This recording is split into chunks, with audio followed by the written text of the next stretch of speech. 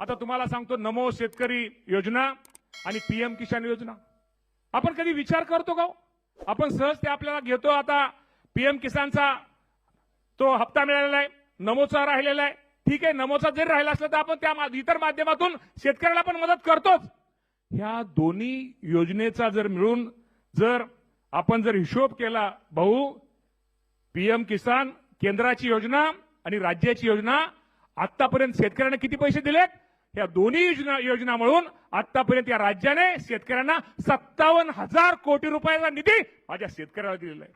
मी सांगायचं तात्पर्य आहे की हे लोकांना सांगितलं पाहिजे, हे लोकांना समजलं पाहिजे. शेवटी हे राज्य आहे, हे तिन्ही नेते हे शेतकऱ्यांचं हित साधणारे नेते आहेत, शेतकऱ्यांचं प्रश्न समजणारे नेते आहेत. त्यामुळे आपण ह्या गोष्टीमध्ये निश्चित प्रकारे कुठेतरी कमी पडतोय, सांगायला कमी पडतोय, काम करून आपण वाजवायला कमी पडतोय. आणि काही लोक काम न करता सुद्धा फक्त पेपरबाजी आणि कुठेतरी टीव्ही समोर मीडिया समोर येऊन कुठेतरी आपल्या सरकारच्या बाबतीमध्ये शेतकऱ्यांमध्ये कुठेतरी चुकीचं असं हे पसरवतात.